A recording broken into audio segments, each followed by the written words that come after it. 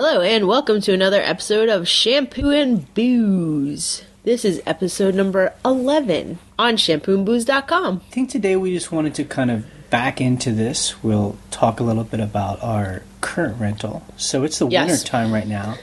And where we live, people come to go hiking and hit the river. So when wintertime comes, most of the landlords around here or renters kind of feel like they kind of shut down. Some people actually shut down. Actually close down. But we don't want to do that. Yeah. And so this month, December, we're basically booked the last half of the month. Basically holiday time. So we're going to make about $2,000 this month. Great. Which is better than I thought. Yeah. And we already have people booked for January. So we have about $1,000 booked in January and even a little in February. Yeah. If we could get $2,000 in January and February, it means we'll make it through to March when everyone starts booking again. Yeah. So, it is slow, but I hope that in the future that it will be less slow than this. I don't know why. I don't know why or how that will happen, but... Well, I just think that people still want to come out here in my gut. Yeah. But most people around here have properties that are more kind of like... You come because you're on the river and you're more like an outdoorsy kind of property. Yeah. And I think we have a nice little farmhouse where it looks like... it's got that heat, like central heat. It's not like a summer cabin shack type deal, which a lot of places around here are marketed as. Like, it's a summer place, and we're like, we want you to come all the time. Right, so it's like an actual house, so you could be in there. Anytime. Enjoy the winter time, but you're still warm and comfy. So, we'll see. And the other thing is, we've been meeting, slowly as we meet more people that own cabins. It's a kind of area where people have had cabins since like the 80s. Yeah. Where a rental started. So we're coming into a market that's already been around. Yeah, it's established. Which is good. Yeah, it's helpful. But we've been realizing that some people that had places where they were able to buy lots on the river for cheap back like in the 70s. Yeah. They have cabins there. And they're renting for like $135 a night. Yeah. So because we just bought this new rental that we're cleaning up and starting to do stuff to, we're realizing, and because we were searching for a rental before on the river area, just the level of quality is so low in some respects.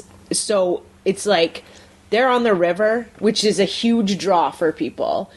And the fact that they're renting it for lower than our house that is not on the river, that does not have mountain views. Right. It's just kind of this interesting equation of like... She said, so we're talking about this one specific person that we met. Super sweet. Super sweet lady, yeah. But typical of around here. Yeah. She's like a baby boomer. Yeah. They got the land cheap back in the 70s. Yeah. They built like a cabin on it. Yeah. And so... They're just milking it. So they haven't really done probably much work on it. So it feels like it's from that period. I looked at her photos because I found her website. Yeah. It's amazing she had a website.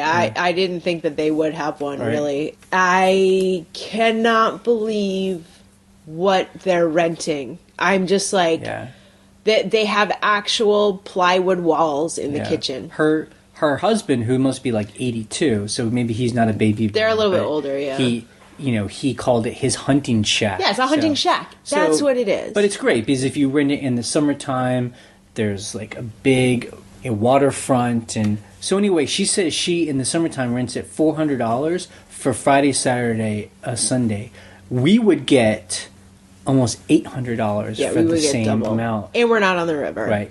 And she can cram more people into that place. And now, so we were talking to her, and then afterwards we were kind of doing the numbers and figuring it out, and we're like, oh, I get it. The reason we can rent a house not on the river with no views is because we have a beautiful house. Right. I mean, like, that's the answer. Yeah, so we aren't bringing this up to rag on anyone. I mean, there always has to be different levels in a market. Yes. She's renting to people that want to come, like, camping. She allows, like, 50 people, she told us. She lets groups of 50 people come. 50! And she's got 5 acres, and they just all camp out. And, it's like a group thing. It's a much different mentality than where we're, on the higher end, I think, and that's our strategy, is being a little bit of the higher end. Yeah. Much fewer people, like 6 people or less. Yeah. But it's really nice. I mean, I'm not saying our house is gorgeous to be a snob about it. I'm saying you put the work in certain areas to get a different outcome. Right. It leads up to what we're going to talk about today. Is it's a choice. You know, if you're listening to this, we assume that you're either renting your own place or you're thinking about it, and you know, you're hearing 2 people. We specifically bought a house and renovated it to rent it on Airbnb. Yeah. And we actually just bought a second place that we're now thinking of how we're going to renovate it. Now, I just want to start out by saying this. We renovated the farmhouse for 3 years. It is gorgeous. It is beautiful. Nothing has to be done to it except maintenance. Right. And you can go on our website, shampooandbooze.com, and there's a link to our house, our current rental, so you can kind of see what you'll see the photos and everything. So the second house that we were looking for, my idea initially was, this is just like my Pinterest fantasy, basically. I'm like, I just want to do all DIY, fix it up, make it cute, and rent it, right? That's fine. You can totally do that. But once we got into the property and started, this is just how we operate. This is how you and I are with all our projects. Looking at the quality of the workmanship, which was poor in a lot of respects, you're like, it has to be redone, you know? So you have to change your level of expectation of what you're going to do. And that's what's been happening. Right. So today we kind of want to talk about being your own contractor. General contractor. Right. So that's what we're faced with, is that, like Ryan said, we were thinking, it'd be great to get a small place that we could quickly redo. But now that we've kind of cleaned it out and we're looking at it, we're realizing that we could just do a quick job, but it would still be reasonably shabby. It'd be shabby. Where you could put in some nice stuff in there, but I think any smart person would be able to look underneath and just see like, oh, wait a second, there's some weird things going on here. Yeah. So we're going to just do it right. Yeah. We're going to kind of gut the place, you know. I just think that's just in our nature. Yeah. Yeah. I mean, that's just what happens. It goes back to what we started, you know. We're making the choice where we want to be on the market. Yeah. You know, it's not to sound like a marketer, but you know, like, there's a market here for people that come and rent. And so do we want to rent to the lower end where if you rent cheaper, people don't expect a lot, and it's just like, you know, hanging out, they're running around in wet clothes. I don't know. Yeah, that's shabby. How I imagine it. It's like a shabby shack. Or do you rent higher up where people are willing to pay more, you know, and they expect quality? I find those people treat places nicer, that kind of thing. And so we're choosing to be on the higher end. And that takes more time and more money. Yeah, so it's going to cost us, you know, we're talking... You know, we're already thinking it's going to be $40,000 to redo this place. It could be more. I don't know. Yeah. And it's not something we can just turn over in a week. We're willing to put right now. We're saying 6 months. It could be longer than that. Yeah, exactly. And you just have to adjust your expectations. And the reason why we do that is because we're thinking we're going to own this for 20 years. Or more, you know, forever, so we're willing to hold on to it for 20 years to get all the money we want out of it. Yeah. So being our own contractor, I mean, you know, number one is, you know, we bought this place and it came with everything in it. Yeah, it came furnished. Right. You know, and much to my chagrin. And, you know, it's funny, the owner, the person that sold to us, thought that was like a plus. Like, you're buying a fully furnished, and where our thinking was, well, we'll buy it as is.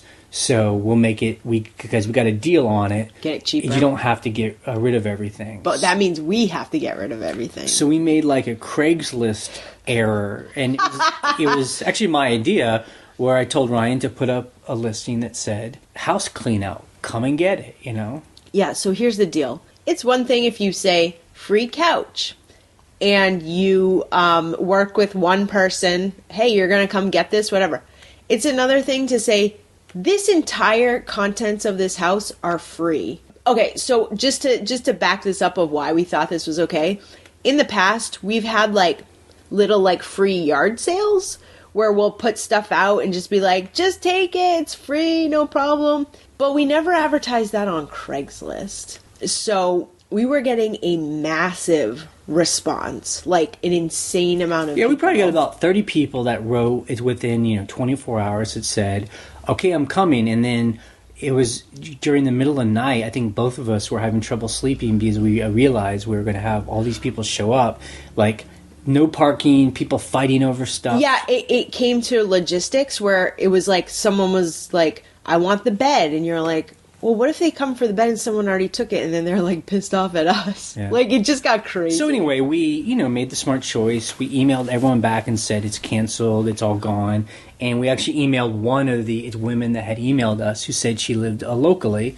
And it turned out to be the greatest thing. She came with some of her friends. She was smart. She was a young person. And we said, all or nothing. Nothing. And she took it all. She took it all. And it's great. And so now our house is cleaned out. It was actually incredible because I was really nervous. Like, she's just going to take the oven and the fridge, which are like the valuable things, and leave everything else. But Jay straight up was like, you have to take everything or I'm calling someone else. And she's like, no problem. Yeah. Yeah, it was great. So, this is all about, that's not specifically doing contracting work, but, this is the beginning of, we're doing this all of ourselves. So we got all rid of that done. Now we have this clean space, and we're realizing there's some rotted wood. Yeah. Redoing windows. The windows are bad. So we aren't going to get into the details of what we're going to change, but let's talk about the choices. Okay, number one is, the best is if we could do all the work ourselves. Yeah. Where if we just DIY'd it. Like, it'd be great if I was a contractor, Like a carpenter. Like, that seems to be the best kind of business situation where, like, I'm a general contractor, I'm a carpenter or a plumber, or my friends are. I call all my buddies, and we do it all of ourselves. But I'm not. That's not us. You do more construction work than I do. Yeah, but it's very minimal, and for us, we know our limits on what we're capable of doing. Right. I mean, the other thing is, I think we don't trust ourselves. Like, you go on a YouTube or these sites and people are DIYing stuff and, you have moms and they're redoing bathrooms and they look good. But at the same time, I think for me, I don't trust my own DIY skill. Yeah. And I don't want something to look half-assed. Right. And this isn't just for me. This is for the public. You know what we're really good at? And this is basically the easiest part of a redo, taking stuff apart.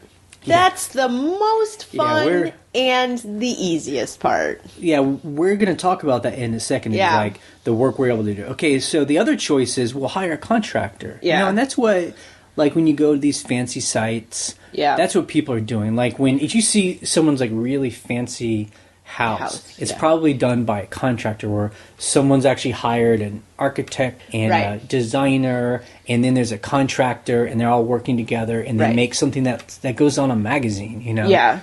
And that's great. The thing is, with the contractor is he's going to charge 20% on top of all costs. Yep. So, and the reason for that is because he or she is hiring all the workers.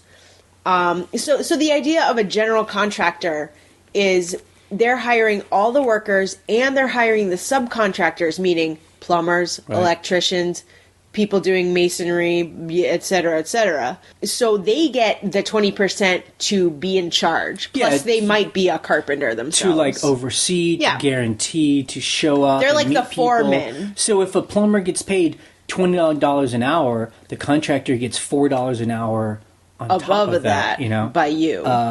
But the reason why it's nice is because then you as the owner don't have to do anything. You can just show up, be like, I like this, I like that. Can we add this? And then you walk away and you go to your office job or whatever. But and the other good thing about that is that the reason about being the contractor, the reason why he's doing the 20% over is that's all the pain in the ass of like guys not showing up. You're trying to organize things. You have to show up there at 8 o'clock to wait for the HVAC guy to come. I mean, there's a reason they're getting paid for that. It's not like oh, we're just going to inflate the numbers. No, they're doing a job. That's their job. They have to, figure out what they get at Lowe's and whatever hardware supplies. Yeah, exactly.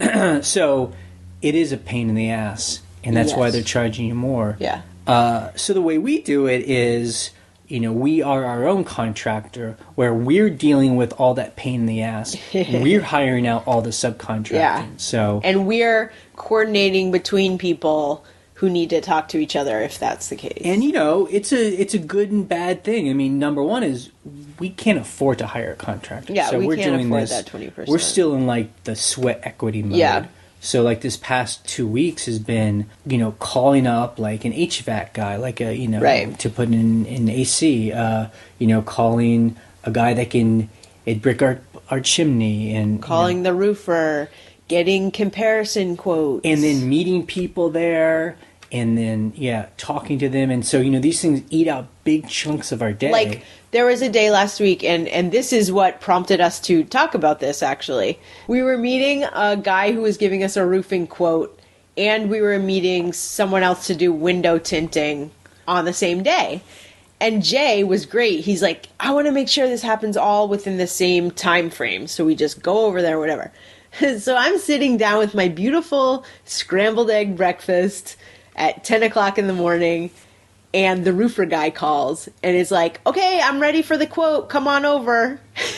And I was like, okay, let's just get up and go. Yep. Like I left my breakfast sitting on the table. And that's what we have we have to do. But the good thing is even though it takes time to meet with all these people, we're able to really we're educating ourselves. We're learning about the different ways things can get done. You can meet the person. Yep. Like get a feeling for them. Roofer. Yeah. We can meet him and see, like, is this someone who feels honest? Like the way they're talking to me. And like we, as just people who are interested in the house that we own, are asking him a million questions. What about this? Can you do this? What's this? What about this whole system, and figuring out what are we paying for? I mean, so, we're coming into this, so this would be the third house that we would be our own contractors for. When we did our first home, the one we're in right now that we live in, I mean, I had never done anything like this. Again, I think you had much more experience than I did growing up. It's with a father that did this kind so of my work. Dad is a carpenter, and he does general contracting, and I would follow him on jobs and stuff. But the thing that you brought to the table was your organizational skills. Like you're really good at project managing, and that's what a general contractor has to have skills in. I mean, that's something I realized that, I don't have to know how to do anything, how to turn a wrench or hammer a nail. I just have to know what needs to get done, and then figure out in who's what gonna do it. Order it needs to get done. Right. And plus, we worked with a carpenter who was basically a contractor. Right. But he didn't act as our contractor. But he kind of taught me a lot. Yeah. I mean, he's the one who also, was doing all the work. Right. Him and his two guys. I mean, this is how we work, and this is how we did our first house. It was really piecemeal. We were like, we want this to happen. What happens first? Okay, so do that. So what happens next? Like, we were just like, okay, what do we do? What do we have to get at Lowe's? Well, I think that's why it's good for me to meet with all these people, even though it takes time, because if we get people around us that we trust, they're basically teaching us. They're being honest with us, and they're, we can ask them any question, and they will answer it. Right. Or the great thing about having people and workers and skilled craftsmen that you trust is that you're like, what do you think about this? That's the most powerful thing I've learned. When I'm just like, what would work? You do, and then they'll tell me this is what I would do, right? And then even it costs more. I'm like, okay, then let's just do that. Yeah, exactly. That's huge because you're like, I want this vague thing. How would you do that? And they're like this, and we're like, great, let's do that. You know? And so, that's what we're up against now is that we're going to be redoing this thing. It's going to be a time suck for us. Yeah. But the good thing is kind of like once you get it all in emotion, though, it starts happening. Then the tough part is just writing checks. Yeah, it's the money. It's the cash flow money thing. It's not even about, like, we were just talking about this over breakfast. We were like, the stress is usually not even about like they didn't show up today or blah blah blah. It's about money. Right. It's like, do we have the money to pay these people to do this massive project to this week? And some of you who are hearing this know that we do another podcast where we sell things online. We sell mainly on eBay, but things that we scavenge out in the world and we sell them. And so the more time we're spending redoing a house is the less time we have to sell things stuff online. Yeah. And it's kind of like a balance that we have to do. Right. And you have to make money to pay for the other project. But the good thing about this is, like I said, come March, when our other rental starts getting booked, that's going to be the money. A big chunk of money every month that we can use, to do the other house. Yeah, exactly. So it's good. Yeah. So the other thing I want to talk about, okay, we're going to be our own contractor. And the question is, okay, do we do a Lowe's redo? Right. Or do we do like a magazine quality redo? So those who don't know, Lowe's is a home improvement store. Yeah, Home Depot, Lowe's. We call it a Lowe's job when we walk into a house that's been redone, that's either being rented or is a flip. And the best way to think it for me are like those shows on Home and Garden TV. Yeah, HGTV. Where there's people like flip a house in like a day. And they call like 10 guys in. Yeah. And they do it and it looks, clean, it looks nice. But really all they've done is they've gone to a place like Lowe's or Home Depot. Yeah. Bought everything there. pre-done. Yeah. And stick it in there. Right. Which is fine if that's what you want to do. Yeah. It's not a bad thing, but that's one way to do it. The problem we see with that is that it's ultimately not really good quality. Right. Because after 5 years, you can start to see the problems because stuff is made out of particle board or it's got a veneer to it. It's veneer on it. The flooring might not even be real wood. Or, now, that being said, you can get quality materials at Lowe's, but our whole thing is like, these people are doing a quick redo. They're getting cabinets that are, like you said, made of particle board, or they're getting, what are those kitchen counters that are like made of like laminate or something? Right. Like you put something hot down and it melts it. Well, even the higher stuff at Lowe's, ultimately, I feel like there's really no room to give. If there's a little bit of damage, it's not the kind of quality wood that you could sand like down and it's finished. It's kind of like once it's there, it's there. Yeah. But anyway, these are just our choices. So that's one way to do it. And the problem for us, again, is that it might be cheaper up front, but I feel like you're going to have to ultimately redo it again. Like those are the kind of places where you have to remodel again in 10 years. 8 to 10 years, yeah. Depending on the... So the other way is like we say magazine quality. Right. And just when you're like flipping in like Architectural Digest, it really looks nice. Or like Elle Decor or whatever. Ooh, it looks nice. Yeah. Jay. It looks nice. It does. It looks nice, Yeah. And so... Well, also it looks unique. Right. Like it looks like there are materials in the house that no one else has used that way. Also, a lot of it looks custom. Like it's built for that space. Versus when you do a Lowe's job, you're getting stuff that's kind of preset. Right. And then you kind of shove it into the space the best way There's no personality. I mean, there's no personality to it. I mean, that being said, we are scavengers, so we scavenge for materials. Well, that's what I was going to say. I mean, we try and aim towards doing like magazine quality without having to pay, or we are unable to pay magazine prices. Can't pay that. I mean, the thing is, I like about those kind of magazines like Elle Decor or Architectural Digest is because those magazines are ads. Like, more than half of it is ads, but the great thing about that is you can then look things up. Yeah. And you can see the prices, but you can also see the names and models. You can start searching for that stuff on Craigslist. Right. I mean, people give that stuff away. Yep. Or you can get things that look like that from a vintage seller, original, a lot of stuff too in El Decor or wherever are like basically vintage reproductions. And you're like, well, someone on eBay is selling that light and it's the actual vintage one and it costs like, $100, not like $1,200, Exactly. And so I think this has to do being our own contractors, being scavengers, looking for higher quality. They all go kind of hand in glove. So we're our own contractors, which means that we're intimately involved with its process. Things take time. They suck our time, but that means we're also aware of what's going on. And at the same time, we can be scavenging things. Yeah. Because we aren't doing this in like a weekend job. Yeah. In like a Lowe's home and garden job. Yeah. We're doing it over 6 months, and we can be scavenging, and we're finding wood flooring. Yep. Like, I mean, don't start me on that. Like, people that are tearing down these old barns. Yep. They're giving away wood on Craigslist. And that is precious wood. We go pick it up for, under $300, and now we have a new floor. This beautiful floor. We're using that wood for shelves, for trim, mantles. Exactly. So all that stuff. We can find tile for cheap. Tile, yep. Like furniture. Good quality tile. Yeah.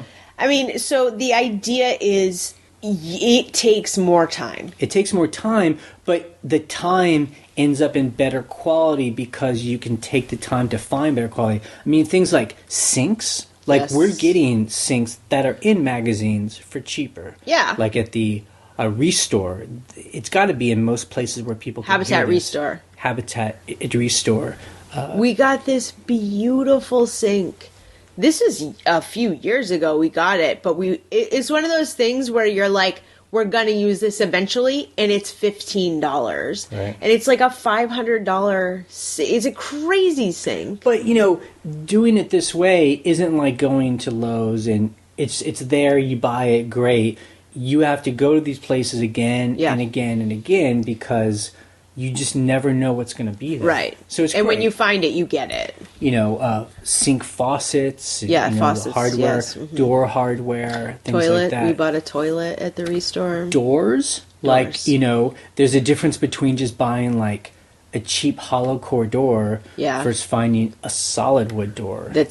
Yeah. And the Restore and like there are architectural salvage places which will be more expensive than the Restore, but if you're looking for a custom thing that's unique. But I think those are the kind of details that again we're choosing where we want to be on that a level of renting.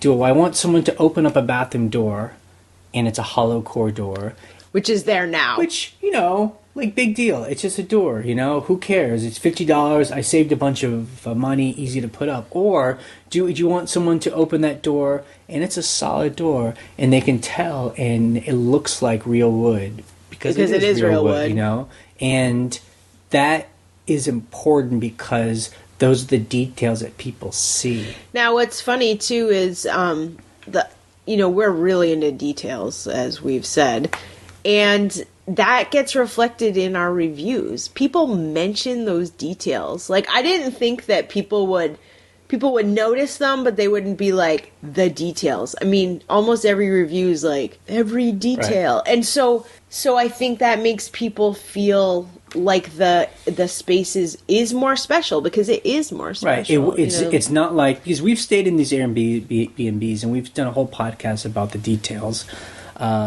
We've stayed in Airbnbs where someone just took a room, threw some furniture in it, and they're like, go for it. And it just doesn't feel like thought out. You feel like you're in someone's like basement apartment, it's like college dorm basement apartment. And so the reason why this is important is you make more money. Yes. That's really, yes. We aren't trying to do this to be snobs.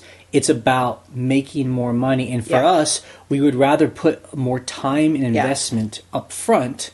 So then on the back end, you're making that money this back. Quality will last for longer. Yep. Like when things are made out of real quality products, if there are like any little damage, it can get fixed because the wood can be easily fixed. If it's stone or brick or something like that.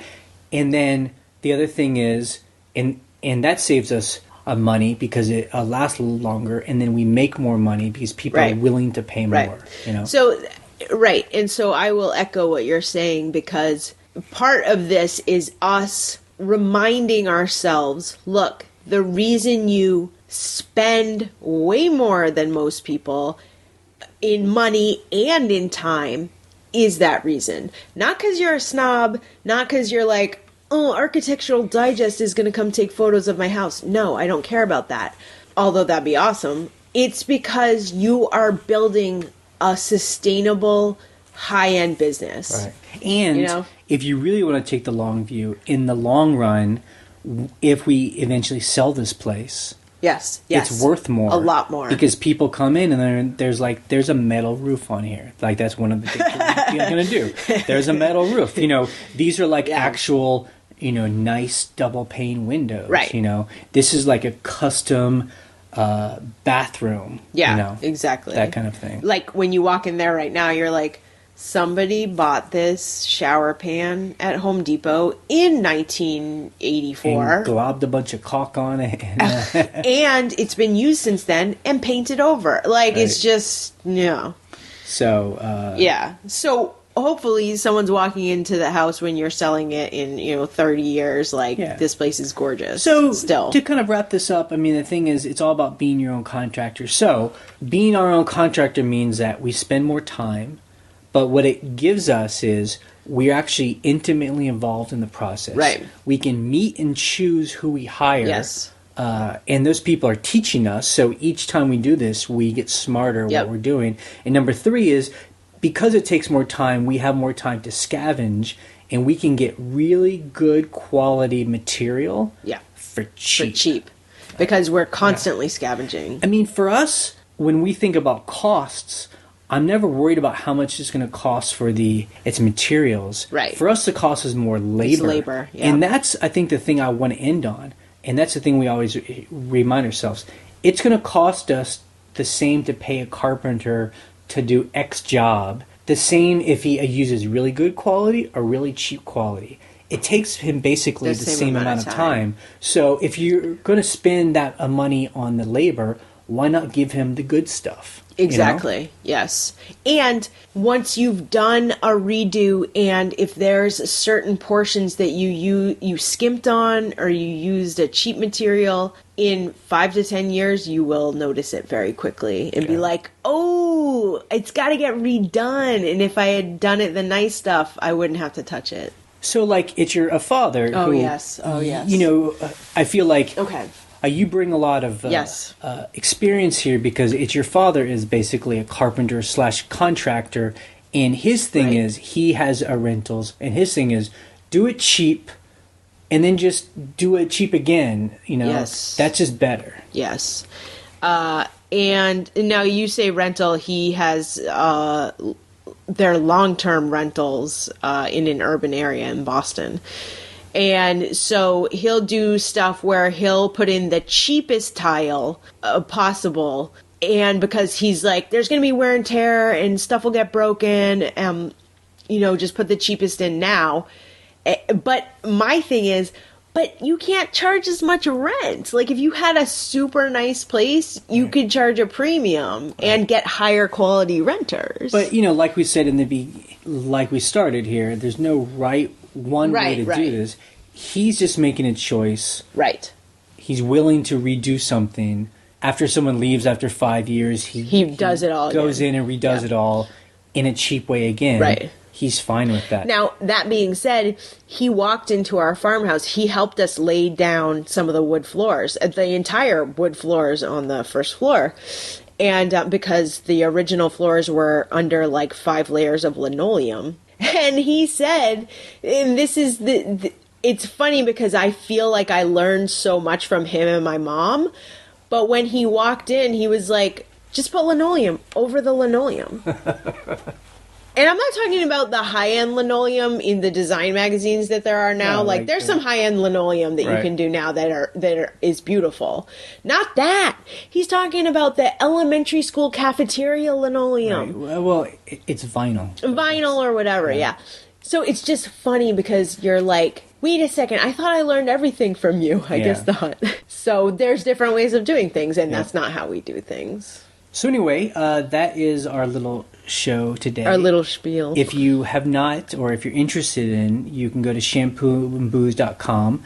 There is a link to our current rentable farmhouse. Yes. And you can kind of see what we're talking about. I mean, some people may see it and be like, that just looks normal. Good. That's how it should be. It does look normal. But I hope that I realize to make something look normal and nice takes a lot of work. Yeah. You know? Yeah. And compare that to, when you first walk into a property or you walk into other properties that are hunting shacks. Yeah. On the same street. Yeah. And actually this year we're bumping up our price a little bit. Yes. Because we think we can get a little bit more, Yeah. So we're trying to see what the market is going to bear for a place like ours. Right. So we're experimenting a little bit. Cool. So tune in next time and we'll have more updates on our gut of this second on rental. Our shabby shack. Yeah. Bye. Bye.